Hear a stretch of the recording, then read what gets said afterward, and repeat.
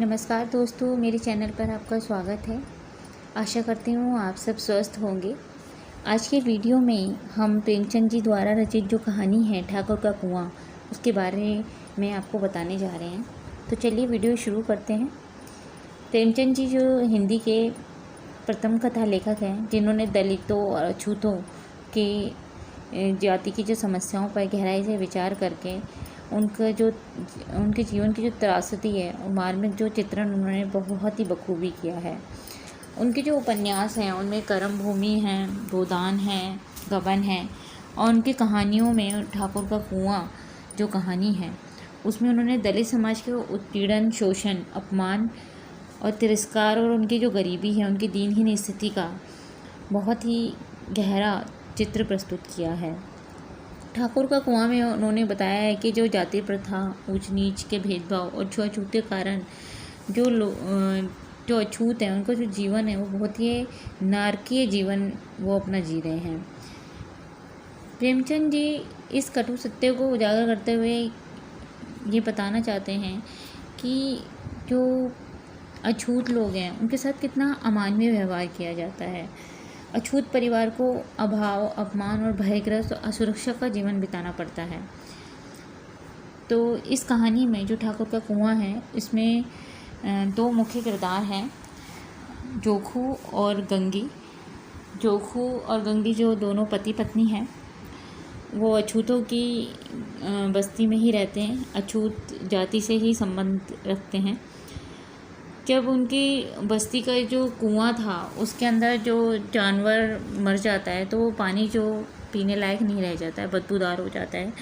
तो जो पति जो जोखू है उसका वो बहुत ही रोगी और दुर्बल शरीर से हो जाता है और वो बेचारे को प्यास लग रही होती है। तो उसकी पत्नी ठाकुर के कुएं से पानी लाने का प्रस्ताव उसके सामने रखती है, परंतु वो मना कर देता है कि वो दुर्गंधपूर्ण पानी ही पी लेगा। फिर भी उसकी जो पत्नी है उसके सामने ये प्रस्ताव रखती है कि वो ठाकुर के कुएं से जाके पानी उसके लिए लेकर आएगी। कहानी में जो पानी की समस्या को लेकर ही गहन चिंता में डूबे हुए अछूत जो पति पत्नी है जोखू और गंगी को लेकर ही शुरू होती है। जोखू और गंगी जो स्वच्छ पानी की समस्या से जूझ रहे हैं। जोखू ने लोटा मुँह से लगाया तो पानी में उसे बहुत ही बदबू आई। जोखू बोला ये कैसा पानी है कि इसमें इतनी बदबू आ रही है। तब जो उसकी जो पत्नी थी गंगी वो बोलती है कि वो सवर्ण महिलाओं के कुएं से पानी भर के ले आती है, परंतु जोखू से कहता है कि वो जो सवर्ण महिलाएं हैं वो उसे कुएं पर चढ़ने तक नहीं देंगी, उसे पानी नहीं लेने देंगी। तब वो ये कदम उठाती है और अपने पति के लिए पानी लेने के लिए ठाकुर के कुएं पे जाती है। गंगी जैसे ही ठाकुर के कुएं के पास जाती है तो वो वहाँ पे उनसे छिपते छिपाते हुए जाती है और पानी वो जैसे तैसे लेकर आना चाहती है अपने पति के लिए कि उसके पति बीमार हैं, परंतु उसका पति बोलता है कि वो अपने हाथ पाँव तुड़वा कर ही वहाँ से आ पाएगी क्योंकि उसको पानी लेने नहीं देंगे ठाकुर लोग। पति के द्वारा सावधान किए जाने पर भी वो दंड दिए जाने की चेतावनी के बावजूद भी गंगी ठाकुर के कुएं से पानी भरने चल पड़ती है। गंगी जानती है कि उसे किसी ने देख लिया तो उसका बचना बहुत ही मुश्किल हो जाएगा और एक घड़ा पानी की कीमत उसे अपनी जान गंवाकर चुकानी पड़ेगी, परंतु वो फिर भी अपने पति के लिए जाती है। और गंगी अभी कुएं के पास तक भी नहीं पहुंची थी कि पेड़ों की आड़ में छुपकर ठाकुर का आंगन खाली हो जाने का इंतज़ार करने लगी। कुछ देर बाद ही गंगी पेड़ की छाया से निकली और कुएं के पास वो बेफिक्र होकर पहुंचती है तो ठाकुर भी दरवाज़ा बंद करके अंदर आंगन में सोने जा रहे थे और गंगी ने सुख की सांस ली और किसी तरह मैदान साफ हुआ तो गंगी सावधानी से कुएं पर चढ़ी, क्योंकि एक अछूत स्त्री का ठाकुर या किसी सवर्ण के कुएं पर चढ़कर पानी भरने का साहस वो जो कर रही थी, किसी अछूत द्वारा नियम को तोड़ने पर हिंदू धर्म में इस अपराध के लिए बड़ी ही सख्त सजा का प्रावधान था। गंगी ये जानते हुए कि पकड़े जाने पर उसे उसकी इस धृष्टता के लिए माफ़ नहीं किया जाएगा, बल्कि जाति प्रथा की परंपरा को तोड़ने जैसा अपराध करने के कारण कठोर से कठोर उसे दंड दिया जाएगा। वो घड़े को पानी में डालकर उसने बहुत ही आहिस्ता से उसे ऊपर खींचा जिससे कोई आवाज़ ना हो, ठाकुर या अन्य कोई भी घर का सदस्य जाग ना जाए। गंगी के संकल्प और मनोभाव को प्रेमचंद जी ने भी इन शब्दों में अभिव्यक्त करते हुए कि घड़े ने पानी में गोता लगाया और बहुत ही आहिस्ता से, जरा भी आवाज़ न हुई, और गंगी ने 2-4 हाथ जल्दी जल्दी मारे और घड़ा कुएं के मुंह तक पहुंचा। गंगी द्वारा ली गई सावधानी दिखाए जाने के बावजूद भी ठाकुर बाहर निकल आता है और वो कौन है कहकर हवेली से निकलता है और गंगी के हाथ से रस्सी छूट जाती है और जो उसका जो घड़ा है वो धड़ाम से फिर से कुएं में गिर जाता है। गंगी जान बचाकर अपने घर की ओर दौड़ती है और वहां जाकर उसने देखा कि उसके पति जो है वो दुर्गंधपूर्ण दूषित पानी ही पी रहा था, जिसे वह ना पीने का आदेश देकर गई थी।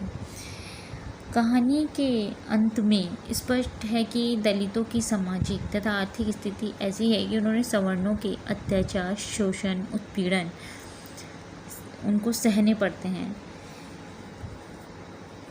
इस सामाजिक व्यवस्था की सच्चाई को प्रेमचंद ने बड़े ही नाटकीय ढंग से प्रस्तुत किया है। उनका उद्देश्य यही है कि गंगी के शोषण की तीव्रता को पाठक वर्ग समझ पाएँ और गंगी जो अपमान बोध, असुरक्षितता, अनिश्चितता और जातिगत उत्पीड़न की जो शिकार है, उसके मानवीय अधिकारों को जो हनन हो रहा है क्योंकि वे अछूत हैं। और अब तक हमने जो वर्ण व्यवस्था, जाति भेद, ऊंच नीच की जो दूषित भावना के कारण दलितों के जीवन में होने वाले जो शारीरिक कष्टों तथा मानसिक क्लेश का भी वर्णन किया है और किस तरीके से जो संपन्न वर्ग, पूंजीपति वर्ग, उच्च वर्ग जो पक्षपात करते थे और शूद्र माने जाने वालों की मानसिकता का भी वर्णन किया गया है। हिंदुओं में जो वर्णाश्रम धर्म की मान्यता जो समाज को 4 वर्णों में बांटती है, ब्राह्मणों को ब्रह्मा के मुख से उत्पन्न तथा शूद्रों को ब्रह्मा के पैरों से उत्पन्न बनाकर समाज के 4 वर्णों ब्राह्मण, क्षत्रिय, वैश्य और शूद्र में बांटती है। उनके वर्ण के अनुसार उनके कार्य बताती है। ब्राह्मणों का कार्य है अध्ययन अध्यापन, क्षत्रियों का कार्य है देश की रक्षा करना और वैश्यों का कार्य है व्यापार व्यवसाय और शूद्रों का कार्य अन्य 3 वर्णों की सेवा करना। इस अवस्था ने दलितों को सभी सुख सुविधाओं से वंचित रखा है। अपनी आर्थिक संपन्नता के कारण जो सवर्ण जाति के लोग जो उत्पादन के साधनों पर भी अपना अधिकार जमाते थे, क्षत्रिय राजा होते थे और वे भूपति कहलाते थे। भूमि, जंगलों, सरोवरों पर उनका अधिकार हुआ करता था और अतः सवर्णों की सत्ता और मानसिकता दोनों दलितों के कष्टों का ही कारण बनती थी। इस तरीके से जो ये सत्ता एकाधिपत्य संपन्नता के बल पर सत्ताधारी सवर्णों ने समकालीन शासन तंत्र, न्यायपालिका आदि को अपना समर्थक और पक्षधर भी बना लिया था। गरीब, अछूत, मजदूर, किसान, पुलिस और ब्रिटिश शासन का सदैव ही उन पे कहरी टूटता रहता था। लगान ना भरने पर खेत, घर बार नीलाम हो जाते थे। अछूतों को बेगार न करने पर जान तक गंवानी पड़ती थी और इसमें पुलिस बढ़ चढ़कर पूंजीपतियों और साहूकारों, जमींदारों का ही साथ देती थी। जुआ घर चलाते पंडित, चोरी की गई भेड़ डकारने वाले ठाकुर और घी में तेज की मिलावट करके बेचने वाले साहू को धोखाधड़ी और अन्याय और अपराध करने पर भी सजा ना होने की छूट कैसे मिलती रहती है।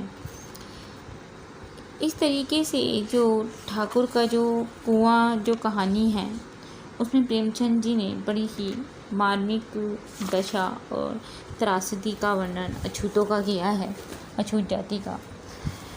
तो इस तरह ये जो कहानी है जिसमें अछूतों की इतनी बेबसी को दिखाया गया है, उसे चित्रित किया गया है।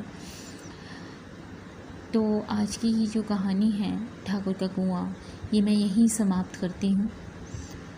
आशा करती हूँ आपको मेरी जो कहानी को प्रस्तुत करने का जो तरीका है वो आपको ज़रूर पसंद आया होगा। तो प्लीज़ मुझे कमेंट करके ज़रूर बताइएगा। मेरे चैनल को सब्सक्राइब कीजिएगा और लाइक और शेयर करना प्लीज़ मत भूलिएगा। धन्यवाद।